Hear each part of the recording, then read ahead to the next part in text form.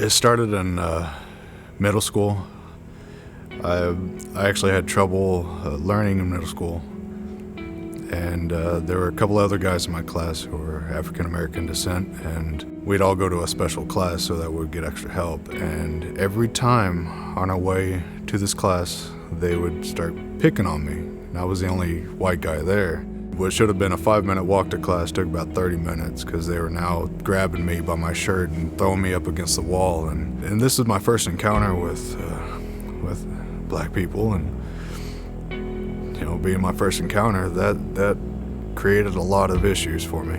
By the time I was 16, I moved out of the house, and where I lived ended up meeting a couple of people who, in the apartments I lived in, were Klan members. That time wasn't a good time either. I was heavy into drugs, and that they had got me started into meth, coke, and all this other stuff, and that just fueled fire onto my hatred towards black people, and that went on for a good several years.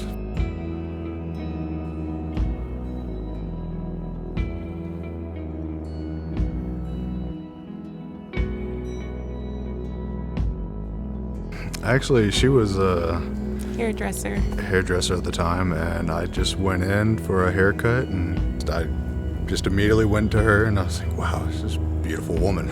We started talking, he came up, and I was like, hi, I'm Jaleesa, and he's like, I'm Jose, and I felt like sparks flying, but then I was like, I don't know about this, but eventually I actually gave him my card, and I normally don't give men my card to come back and get a haircut, but for some reason he was like, this different person, so I was like, okay, I'll give him my number. I wasn't sure what was going on. I was like, okay, did she give it to me to talk to her, or did she give it to me just to call her when I need a haircut? So I went up there again, 3 days in a row, and she wasn't working, and then finally on the 4th day she was there. And that's when I asked her about the number.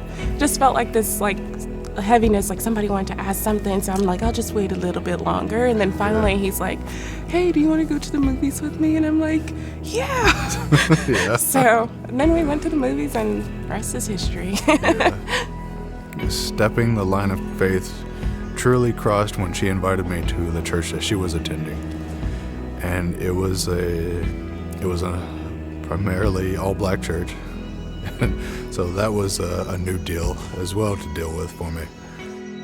I know that I was really nervous when I first asked him, because I think I contemplated, do I really want to ask him to church? I'm like, yes, I need to ask him to church, because, at the time, I was seeking my relationship with Christ and really growing in Him, and I was like, if I am to date this person, hey, this is what I need him to be in the Lord, The first time that I was up there at the church with her, it's like the pastor did an altar call, and I just felt the Spirit come over me, and I broke down in tears. And that was also another release, because I met her, but I still had a part of that old me still wanting to say something.